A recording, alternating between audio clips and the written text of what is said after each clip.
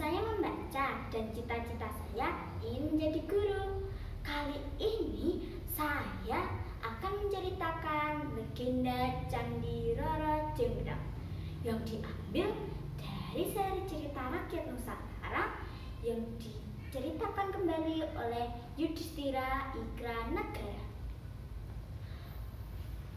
Pada zaman dahulu ada sebuah kerajaan bernama Pengging.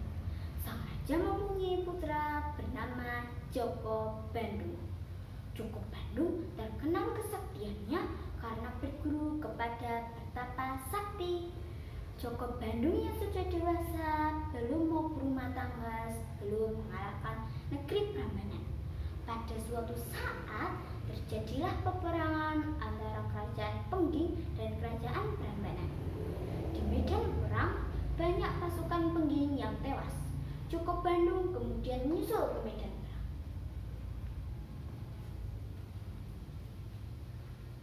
Pada saat itu kerajaan Prambanan dikuasai oleh Raja Boko. Tubuhnya tinggi dan besar seperti raksasa. Namun anehnya, ia memiliki putri cantik jelita bernama Roro Jonggrang. Walaupun ayahnya seperti raksasa dan ditakuti oleh rakyatnya, namun Roro Jonggrang sangat menyayangi ayahnya ini.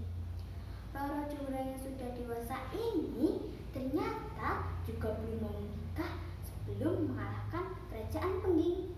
Raja Boko berangkat ke medan perang. Untuk sementara, kerajaan Prambanan diserahkan kepada Roro Jonggrang. Dalam waktu singkat, Raja Boko sudah berada di tengah-tengah medan perang. Raja Boko memerintah pasukannya untuk berada di belakangnya. Setelah itu, sepasang tangan Raja Boko mengayun ke depan seperti mendorong sesuatu. Tiba-tiba, angin dari segala arah menyerbu pasukan Pengging sehingga pasukan Pengging berhamburan.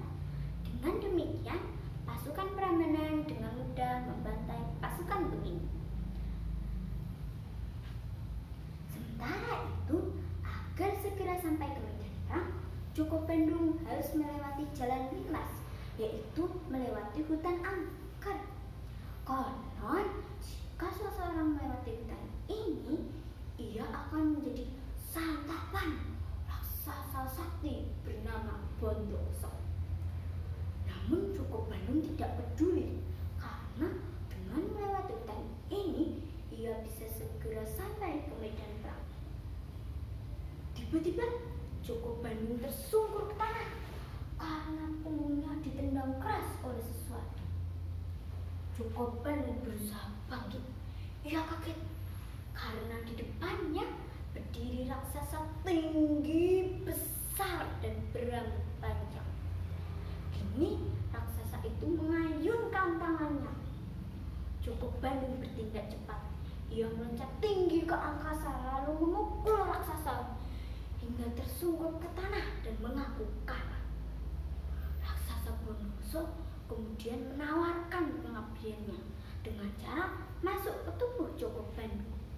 Joko Bandung menyetujuinya. Terdengar ledakan keras. Bum!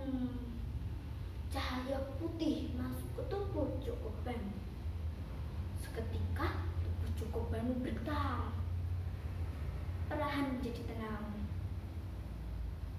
Sejak saat itu, kesaktian Joko Bandung menjadi berlipat-lipat dan bisa menguasai bangsa jin.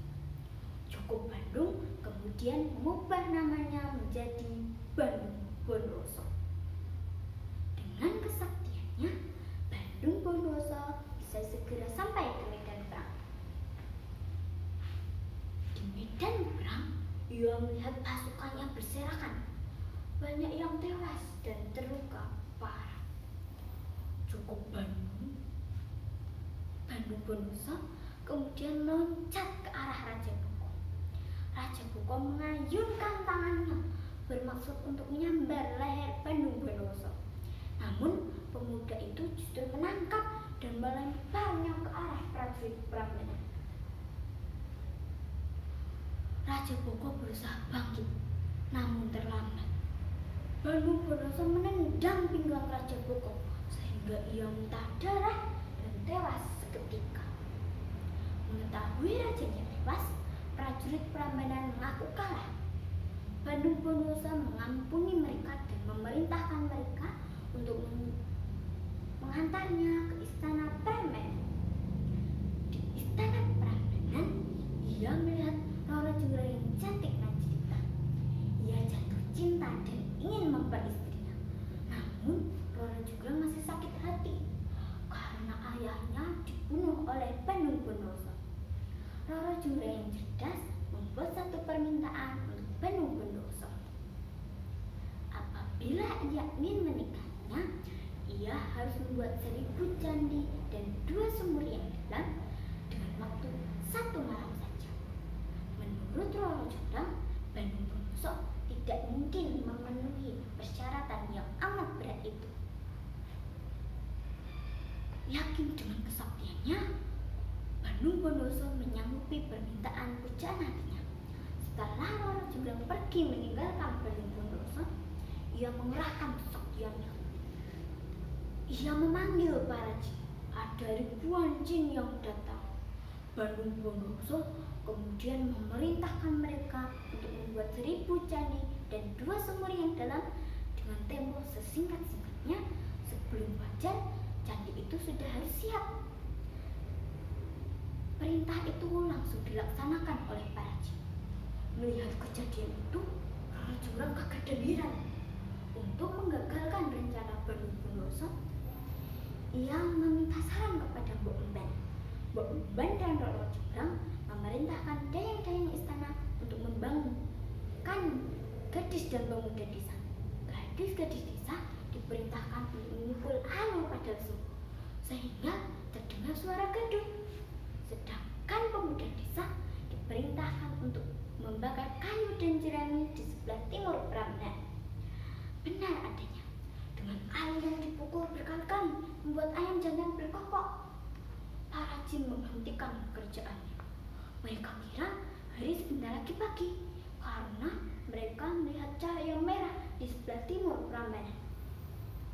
Raja Jin menghadap pada Banu Bonoso, melapor tidak bisa melanjutkan pekerjaannya karena hari sebentar lagi pagi. Jika rakyatnya terkena sinar, maka rakyatnya akan binasa. Setelah berkata demikian, jin yang jumlahnya ribuan itu lenyap tanpa bekas. Padahal tinggal satu bangunan candi yang belum mereka selesaikan. Banu Bonoso heran apa yang terjadi karena cahaya merah di sebelah timur Prambanan bukannya semakin cerah, namun semakin gelap. Banu Bonoso mengerahkan kesaktiannya. Ia berlari menuju arah timur Prambanan.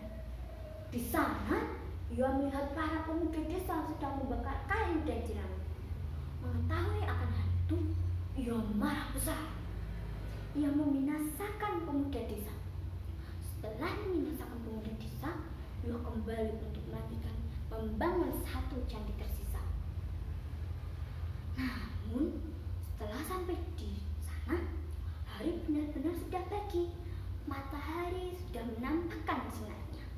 Di saat yang sama, Roro Jonggrang menghampiri Banu Bonoso dan menghitung candi yang dimintanya. Ternyata candi yang dimintanya kurang satu. Roro Jonggrang berkata, "Aku tidak ingin menikah denganmu karena kau tidak memenuhi persyaratanku, Banu Bonoso." Mengetahui akan ada yang tidak beres, Banu Bonoso marah.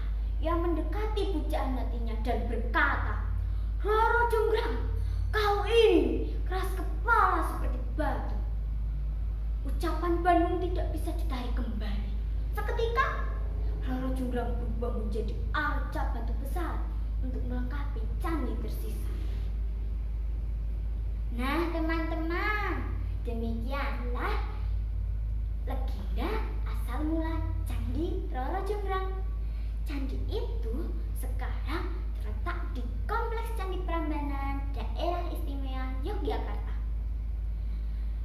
Dari kisah legenda asal mula Candi Roro Jonggrang, kita dapat mengambil beberapa beberapa pesan moral.